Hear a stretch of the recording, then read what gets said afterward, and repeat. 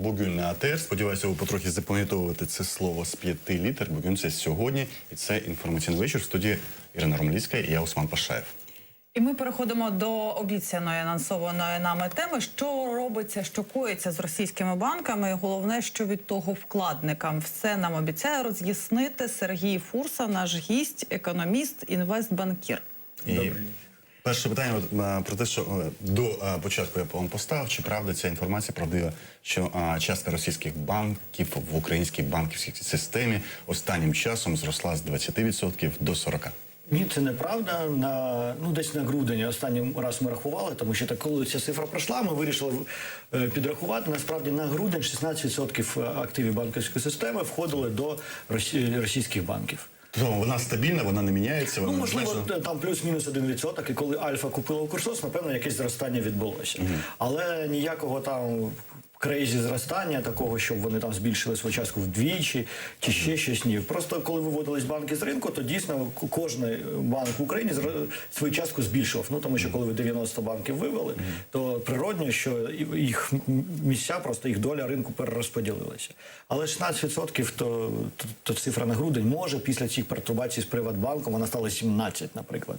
Але це точно не 40 і не більше 20. І не тому, що їх стає більше, а просто тому, що так. Інших стає менше. Інших стає менше. І те, що я у вас прочитав, що Національний банк запровадив ту саму санкцію, яку, в принципі, можна, фактично, яка і так виконувалася, це переведення з дочірніх банків до материнських банків, виведення капіталу. Да? Це заборона на виведення капіталу, якого і так не відбувалося, ви кажете, за останніми роками. Дійсно, тому що за останні роки, за 2-3 роки, російські банки всі, не тільки з державним капіталом, завели в Україну 73 мільярди гривень.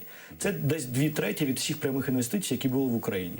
Тому що, насправді, була проблема у всіх банків, у російських набагато більше. Тому що, коли почався кризис банківської системи, почався відтік коштів з одного боку, і з російських банків дійсно більше відходило коштів, ніж звичайних, тому що вони російські.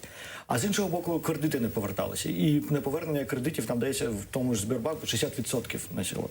І тож банки потребували збільшення капіталу, як всі українські банки, до речі. От всі банки, які виводив НБУ, він виводив тому, що вони не збільшували капітал, вони не підтверджували, що вони можуть бути банками, і тому їх виводили з ринку. Ці 73 мільярди гривень, вони за який час інвестували? За 2 роки.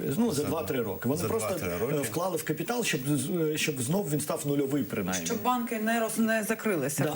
А питання в тому, що вони не можуть закрити банки. Бо якщо якесь маленьке таке українське щось можна закрити і все, але Сбербанк, ВТБ, ВЕБ – це великі банківські групи, які працюють по всьому світу. І якщо вони раптом так психануть і закриють банк, наприклад, в Україні, то їм просто перестануть довіряти у світі. Тому що якщо ви можете зробити це тут, то дійсно ви можете це зробити в Австрії, потім... Тобто це такі ризики більш... Ні, у мене одразу виникло питання, що це їх інвестиція, це віра в українську економіку, чи це іміджевий крок? Це необхідний крок, тому що він казав, якщо так, в банкрутство цього банку, вони не можуть допустити банкрутство банку. Отже, вони просто заводять сюди гроші, щоб врятувати цей банк. Вони прекрасно розуміють, що майбутнього у банків російським капіталом, державним російським капіталом в Україні нема. І вони вже 2 роки, насправді, всі ці 3 банки шукають покупця. Чого 3? Давайте пояснимо. Взагалі, президент вів своїм указом, вів дію рішення РНБО, яке було прийнято 15 березня, про те, що запроваджуються санкції, а саме їм забороняється виводити гроші з них, так? Так, виводити гроші на материнські структури. На материнські структури, тобто в Росію. Да. А в інші філіали в інших країнах? Насправді воно підпадає. Підпадає. Це стосується 5 банків, які працюють в Україні. До речі, до ефіру питала у Сергія, чи є там Альфа-банк, бо він розповсюджена мережа в Україні. Ні, немає, бо стосується це лише державних російських банків. Да. А саме, давайте ми їх перерахуємо. Це Сбербанк. Це Сбербанк, це ВТБ, це Промінвест, який є внешторгбанком, ВЕБ. Це БМ-банк, який насправді належить ВТБ в Росії. Просто так виявилося, що вони. І це Фольксбанк, просто Сбербанк колись купив материнський банк, Фольксбанк в Австрії, здається. І виявилося, що в нього тут 2 банки. Ага, тобто саме тому ви кажете, що це 3 банки? Да, їх справді 3, просто їх 5, але це 3. Ну так. Так, зрозуміло. От розумієте, коли Сергій Фурса пояснює, то все стає зрозуміло. Чого 3, чого 5, чого і скільки. Скільки загалом вони ринок вкладників в них який? Ну, я наразі вам не скажу цифру. Ну, велика це частка? Ні, ну, тобто, якщо ми кажемо про 16% активів банковських систем, разом з Альфа-банком, Альфа-банк найбільший, бо в нього і Альфа є, і Укрсоцбанк. Тобто це десь 10% можливо. Ну так, я зараз пальцем стелю, але плюс-мінус... це, Але напевно, плюс-мінус 10% вкладників знову можуть почати панікувати, і це може вплинути на ситуацію. Ну, так. Що робити вкладникам і чим їм загрожує така ситуація? Ну, насправді, вкладникам, напевно, нічим. Ну, звичайно, можемо, якщо держава психанет, да, условно кажучи, і, наприклад... Наша чи російська? Наша. Так. Росія не може це зробити, знову ж таки, тому що вони в полоні, вони іміджево не можуть це зробити. Тому що поки Україна не робить яких дурість, бо ці санкції, вони всі розуміють, що це таке, і ніхто не реагує. Якщо ви націоналізуєте, відзиваєте ліцензію, це вже українські проблеми. І тоді, по-перше, що має бути українська держава? Виплатити всім вкладникам гроші, бо фонд гарантування вкладів. А по-друге, відповідати перед цими банками в суді, а вони виграють ці суди, і ви заплатите вдвічі. От розуміючи це, напевно, українська держава буде поводити себе розумно, як доки поводить себе розумно Національний банк, запроваджуючи ці санкції, і різких рухів не будуть робити. І Сбербанк також, підтримка з того боку, гроші можуть заходити. Тобто навіть якщо тут буде якийсь відтік вкладів, що вони просто заведуть ще кошти, щоб втримати свій банк, тому що, знову ж таки, вони його не можуть не втримати. І у нас нам кажуть, що на прямому зв'язку вже є представник Національного партії «Національний корпус» Едуард Юрченко. Це ці люди, які організували публічні акції проти російських банків. А перед тим, як будемо говорити... Давайте подивимося взагалі, що це за акції. Наш журналіст зняла до того кілька днів тому подібну акцію. Давайте нагадаємо, що це таке. Активисты партии «Национальный корпус» третьи сутки пикетируют Сбербанк России. Еще 13 марта они замуровали вход бетонными блоками. 3 роки в Україні вже йде війна, а за цей час частка російського капіталу на українському фінансовому секторі збільшилася з 12 до 40%. Це пряма інтервенція економіки Росії в економіку України. Вони чинять на нас тиск не тільки на фронті, вони намагаються знищувати нас економічно, політично, духовно, культурно, ідеологічно. А ми взагалі, наша так звана влада взагалі нічого не робить. На заседании СНБО правительство приняло решение ввести экономические ограничения в деятельность банков с российским капиталом. Я считаю, что введение так называемых санкций не должно быть именно минимальным. Оно должно быть конструктивным и полнообъятным, так сказать. Банк должен отсутствовать в Украине как таковой. Таких банков где-то 5-6 позиций на данный момент в Украине, их не должно быть. Рядом с замурованным отделением Сбербанка в центре Киева находится еще одно. Его залили краской, но филиал Сбербанка продолжает работать. Зараз така ситуація, що я спокійно відкриваю рахунок, заношу гроші, тому що сьогодні ці всі повідомлення про це неважливо, так? Питання вирішено. Питання вирішено. Щодо нашої діяльності на території України. В Национальном банке Украины уже приняли решение о запрете следующих операций. Заборону здійснення буде забороняти здійснення будь-яких фінансових операцій на користь материнських банків. Це надання міжбанківських кредитів, депозитів, субординованих боргів, придбання цінних паперів, розміщення коштів на корахунках і інші подібні операції. Також це заборона виплата дивідендів, процентів, повернення міжбанківських кредитів, коштів з корахунків і субординованого боргу. Також ми пропонуємо заборонити розподіл прибутку і розподіл капіталу. Санкции вступят в силу по отношению к Сбербанку России, Проминвестбанку, ВТБ, БМ и ВС банкам, как только их утвердит СНБО. Елизавета Цареградская, Ильдар Сетаров, Заман, АТР. І у нас на прямому зв'язку Едуард Юрченко, представник партії «Національний корпус». Доброго вечора, пане Едуарде. Доброго вечора. От ваші представники в сюжеті нашій журналістці Єлизаветі казали про цю інформацію, що акції пов'язані з тим, що частка російського капіталу збільшилася з 20 до 40%. Виявляється, це брехня. От нам Сергій каже, що вона була як близько 16-17% такою і залишається. Чому тоді акції активізувалися зараз? Тому що треба розуміти, питання не в тому, який відсоток є. Питання в тому, що ворог не має і не може впливати на нашу економіку, просто-напросто. Це треба розуміти достатньо чітко. От і все. Не більше, не менше. Питання не в тому, 16 чи 40%. Це ворог. Йому не місце в нашій економіці. Так, питання то, чому ж зараз почалися акції, якщо нічого не змінювалося протягом 3 років?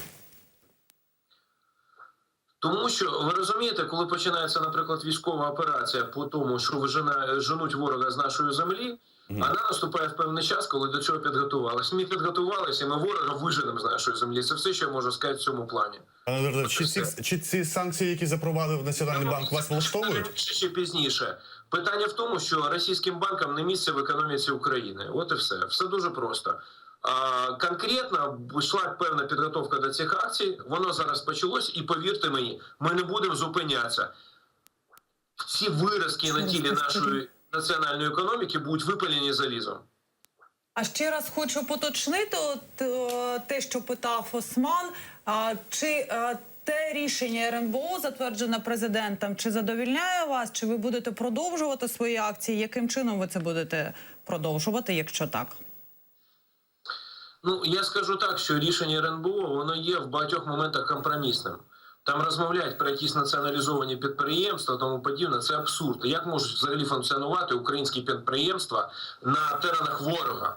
Ворог, він і спить, і днює однією думкою, щоб знищити Україну. Якщо по якійсь причині він там не захоплює наше підприємство, це можна означати лише одне.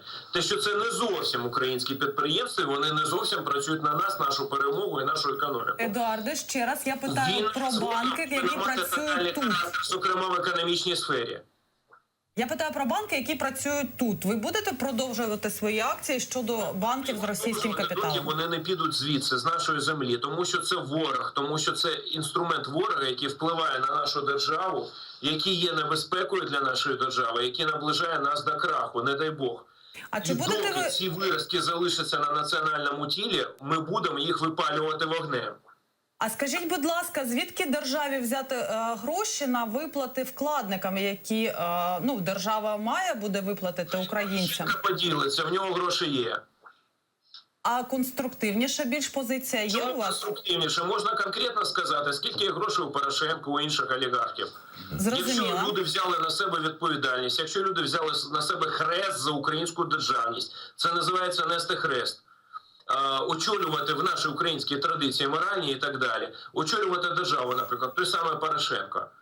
Зрозуміло. Він повинен за це відповідати. Вони повинні за це відповідати. Олігархи за це повинні відповідати. Ви як політична партія не пропонуєте нічого іншого, окрім як забрати у олігархів, таке рішення. Достатньо глибока програма, де достатньо багато питань підіймається, зокрема тих, про які навіть наша державна влада зараз навіть не згадує. Зрозуміла. І скажіть, будь ласка, чи будете ви щось подібне влаштовувати під іншими підприємствами, які належать Росії, російському бізнесу чи російській державі? Маю на увазі промислові позиції, якісь торгові і таке інше. Ми будемо женути путінського окупанта з теренів нашої країни, тому що треба розуміти достатньо чітко. Існують 3 різновиди впливу на державу, на суспільство і так далі. Це інформація, пряма військова сила і гроші. Грошима на нас зараз ворог впливає. Ми не можемо на це дивитися просто так спокійно, тому що ці гроші працюють проти нас. Це інструмент ворога, який намагається знищити Україну. Не може бути за визначенням просто воюючи проти путінської ерефії, проти путінської найбільшовицької Москви. України не може бути в межах України економічних інструментів впливу на нас. Це треба просто розуміти. Якщо ви вступаєте в бійку, ви дозволите собі ситуацію, коли ваша спина відкрита, наприклад, для ворога. Пане Едуарде, це просто здорового курсу. Пане Едуарде, одне запитання. Ви сказали, що ви будете в будь-якому разі продовжувати випалювати ці підприємства ворога вогнем. От можете поточнити, що таке випалювати вогнем? Що ви збираєтеся робити? Це був, так би мовити, як би сказати, це був символ. Це Мова метафора. йде про те, що коли оздоровлюється організм, знищуються самі засади, так би мовити, отруєння цього організму. Хочу підкреслити, це ні в коєму разі не мається на увазі, те, що ми певним чином будемо порушувати чинне законодавство. Партія «Національний корпус» функціонує виключно в межах чинного законодавства. От я хочу додати, що ті акції, які ви влаштовуєте вже, вони так чи інакше підпадають під діюче законодавство, як хуліганство, ну точно. Дякуємо вам дуже. Країна з хуліганцем, значить, якісь проблеми з законом, а не з нами. Ви запропонуєте змінити адміністративний кодекс чи кримінальний? Чого нам чекати від вас? Достатньо широкі є пропозиції щодо змін діючого законодавства, щодо змін діючих норм. Щодо методів випалювання ворога вогнем, да? Я пам'ятаю там. Дякую. Це був Едуард Юрченко, представник партії «Національний корпус», яка розпочала кілька днів тому публічні акції, які, зокрема, виражалися в тому, що замуровували вхід до Сбербанку проти російських банків в Україні. Кілька тижнів вже навіть. Сергій Фурса, економіст, інвестбанкір в нашій студії. Пане Сергію, чули? Як можете прокоментувати? Не можу взагалі ніяк це прокоментувати, ну це не можна коментувати. Але ж просто цікаво, як випалювати вогнем будуть кожен комп'ютер кожного бухгалтера в країні, бо всі працюють на 1С-системі бухгалтерії, а це російська система. От чи будуть вони випалювати кожен комп'ютер і бігати за кожним бухгалтером? Ну це не серйозно, але кажучи серйозно, просто от питання просто в контексті війни, да? Працюючи на перемогу чи на поразку. От ці речі працюють на поразку. Тому що насправді в нас же зараз не Друга світова війна, коли війна йде, хто завоює чию столицю. Ні, це протистояння економіки. І тобто кожен наш крок оцінюється на те, чи посилюється економіка України у протистоянні з Росією, чи послаблює її. Ці кроки послаблюють економіку України, а значить послаблюють наші позиції в протистоянні з ворогом. Навіть якщо ми використовуємо повністю лексику цих хлопців. Да? Це саботаж, це зрада чи щось таке, тому що наша економіка страждає і буде страждати ще сильніше, якщо вони продовжать, а значить наші позиції у протистоянні у цій війні страждають. І щодо там торгівлі з ворогом, ну у Палестини найбільший торгівельний партнер – це Ізраїль. Вони торгують один з одним, це природні процеси економічні. Сучасний світ, він занадто складний, щоб хлопці зі свастикою могли одними якимись реченнями його описувати і сказати так чи інакше. Воно так не працює. Воно занадто складне. А як вважаєте, це рішення РНБО і потім президентом затверджене, воно може якось вплинути на те, як Україна позиціонує себе в світі? Ну, тобто, чи можуть інші банки інших країн сказати, ні, друзі, ми йдемо, бо бачите, що в них коїться? Поки що ми нічого не зробили, щоб вони так себе вели, тому що ці санкції, вони логічні, вони ні про що, ну, тому що вони логічно, вони санкції проти материнських банків. От добре. І насправді це ж питання виникло, давайте, чому почало атакувати зараз Сбербанк? Тому що вони визнали документи ЛНР, ДНР, начебто, так? Але вони працюють в правовому полі Росії. Ні з цього, бо вони атакують вже кілька місяців. До того були подібні акції. Вони іноді приходили, були шибки, але активізувалися через те. Але будь-який банк в Росії, який працює в Росії, він буде приймати ці документи, тому що він працює в правовому полі Росії. Так ми що, прийдемо під американські сіті зараз замуровувати його? Тому що вони також будуть приймати. У мене одразу виникає запитання. Чому ці банки, які працюють в правовому полі Росії, не пішли на те, щоб працювати в Криму? Тобто в Крим вони не пішли і не відкрилися? Тому що там є санкції. Ви маєте на увазі міжнародні санкції? Так, міжнародні санкції, і для них це ризик. А санкцій по визнанню документів ЛНР, ДНР немає? І для того, щоб вони пішли з ЛНР, ДНР, не визнавали, потрібні які санкції? Такі самі, які б вводилися за Крим. Тобто, якщо ви функціонуєте в Криму, у вас відразу ваш бізнес вмирає, як банківський. Тому що якщо ви велика міжнародна група, ви не можете працювати. Але з того, що ви сказали попередньо, відповідаючи на запитання Ірини, світ не занадто складний, і в умовах сучасної гібридної війни треба продовжувати і воювати, і торгувати. Так. Чому не можна закрити банки взагалі ці російські? Чому держава Україна не може їх закрити? Як того вимагають представники партії, які ми тільки дивіться, що для нас чули? зараз важлива економіка, знову ж таки, да? Тому що вона працює на перемогу. І тому що кожен маленький українець бажає збільшення зарплат, пенсії і так далі. Що нам може забезпечити зараз економічне зростання? Тільки інвестиції. От тільки інвестиції. Про що кажуть інвестори, коли приїжджають? Що для них важливіше? Це Rule of law – це закон. Закон має працювати, а право власності є священне. Якщо ви не виконуєте ці пункти, к вам не прийдуть інвестори взагалі.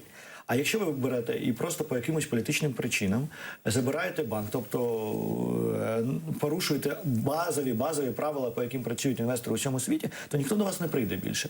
І це буде шаленим ударом по економіці України, насправді. Але чим ближче до виборів, тим простіше будуть сприйматися саме такі прості рішення. Да? І ми бачимо, що акцію організувала партія, яка в переліку інших двох партій вже створила блок, такий правий блок, і ми розуміємо, до чого це йдеться. І чи можна знайти вихід, тобто, чи можна роз'яснити це взагалі напередодні виборів, як ви... Я думаю, людям можна роз'яснити, виборцям цих партій ні. Давай спробуйте. От, що ви скажете Давайте, людям? дивіться, ви як простий громадянин бажаєте жити краще? Так, давайте я. Ви ж бажаєте жити краще, так ви бажаєте отримати більше зарплати. Так. Ви бажаєте, щоб ваша бабуся отримала більшу пенсію. Але для цього вам потрібно, щоб держава і економіка зростала. Бо надрукувати вам кошти це нічого не дасть. Для зростання економіки вам треба, щоб економіка розвивалася. Економіка може розвиватися тільки тоді, коли в неї вкладають кошти. А я вам кажу, стоячи ту позицію, що ні, не можна торгувати на крові, не можна торгувати з ворогом, бо поки ми будемо з ним торгувати, вони будуть купувати зброю, присилати її нам, і економіка не зросте. Ви ж розумієте, що коли ви воюєте з ЛНР, ДНР, вони не купують зброю. Їм безкоштовно її поставляє Росія. Ворогом я називаю Росію, так. Добре, тоді залежність економіки Росії від торгівлі з Україною і залежність економіки України від торгівлі з Росією, вони не пропорційні. Економіка Росії в десятки разів більше, ніж економіка України.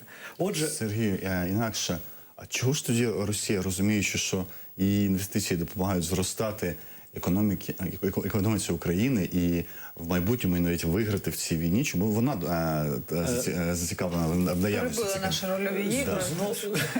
Знову ж таки, тому що якщо вони підуть, вони зараз втрачають не дуже багато, так? Якщо вони підуть, то вони втратять набагато більше через те, що їх банки втратять по всьому світу. Тому що довіра до них значно впаде, тому що вони вже не будуть надійними контрагентами. І тоді вони вже, якщо ми зараз націоналізуємо Сбербанк, ми собі стріляємо в ногу. Якщо вони самі йдуть, закриваючи банк, то вони собі стріляють в ногу начебто. Тобто, хто перший дурний крок зробить, то програє. Це такі гляділки. А от скажіть, ще хочу зрозуміти, те рішення, яке прийняв президент, і яке до того прийняло РНБО, це все ж таки політичне рішення чи економічне? Щодо санкцій? Так. Це політичне, звичайно, рішення, тому що економічного ефекту воно не буде мати. Тобто в економіці, по суті, нічого не зміниться в економіці цих банків і банківської системи. От цікаво, що це рішення... президент пішов, чи РНБО пішло на оці умови правих? Це щоб збити, скажімо, популярний слоган, да? Не торгувати на крові, але повертаємося. От я хочу зрозуміти межу вашого компромісу. А що ще для економічного зростання? Можливо, продавати електрику в Крим? Це теж вигідніше України? До речі, так. По-перше, з цією електрикою... І воду поставляти в Крим. Коли ви взірвали ці опори... Ми? Коли якісь активісти підірвали ці опори... Я не активіст, я кажу взагалі, ми ж рольові ігри. Тому начебто ви підірвали. Якісь люди підірвали опори, а кримські татари не давали їх ремонтувати. Учасники блокади. У момент підриву цих опор могла взагалі завалитися вся енергетична система України. Тому що вона замкнена, і якщо ви виробляєте енергетику, вона десь має споживатись. І от раптом у вас став перевиконання плану, так, значне, і це могло все вибухнути. Тому це було дуже небезпечно. А повертаючись до Криму, от зараз Крим купує, в Криму світло є? Є. Вони де її беруть? Вони беруть в Росії. Україна не постачає світло в Крим, що в результаті ми не доотримуємо прибуток, і його отримує хтось з Росії. Треба було постачати, за вашу версію, електрику, воду. На рахунок води я не впевнений, тому що вони не можуть це замінити. Вони не можуть це замінити? Вони не можуть взяти якусь іншу воду. Тобто, ваша логіка. Тобто електрику вони замінили, просто перестали платити нам, а народ все одно це не почув, а воду замінити не можуть. Але це руйнує їхню економіку, вона обходиться їм в десятки разів більше. Чому? Ні? Є якісь гроші, які виділяють на Крим. Ці гроші або йшли в Україну, частина їх, або йшла назад в Росію. От зараз вона йде назад в Росію. Це приклад, от, наприклад, з блокадою. Була тьотя Галя, яка в Донецьку торгувала секонд-хендом. І вона там, наприклад, кожного місяця їхала в Маріуполь, купляла там машину з всього і везла в Донецьк. Ви зараз зробили, Зламали логістику. Так, я, давайте, я зробила. Що відбувається? В Донецьку все рівно є якась кількість грошей, і вони це хочуть купляти. Тьотя Галя вже не може поїхати в Маріуполь і залишити там гроші. Вона поїде в Ростов. Вона все рівно вона не буде закривати свій бізнес, бо їй треба десь харчуватися. Вона поїде в Ростов, і ці гроші, які могли б залишитися в Україні, поїдуть знову ж таки назад в Росію. Залізничну гілку на завод Фірташа в Армянську теж не треба було перекривати, да, і продовжувати. Я не знаю, що там з заводом в Армянську. Якщо знову ж таки, якщо вони можуть це замінити, Титан. якщо в них є якась альтернатива, яку можуть влаштувати, то це дурня те, що ми зробили. Якщо альтернативи немає і завод стоїть, то це вірний крок. У мене більше немає запитань. Так, а що далі, як буде діяти держава ось цей останній рік, на який запроваджені санкції? Ну ніяк, знову ж таки, якщо держава Чи будуть посилюватися якщо держава якось, як ви буде розумно прогнозуєте? себе поводити, то не буде ніяким чином це робити. Тому що, знову ж таки, будь-які посилення цих санкцій будуть шкодити, перш за все, банківській системі України. І якщо ви шкодите самі собі, це не дуже розумний крок. Але якщо рішення політичне, то все ж таки можна Але ви бачите, це передбачити, що і далі будуть прийматися політичні Так, саме але рішення. це політичне рішення зараз, яке не має економічних наслідків. Тобто це просто заява. Да? Це заява, це декларація.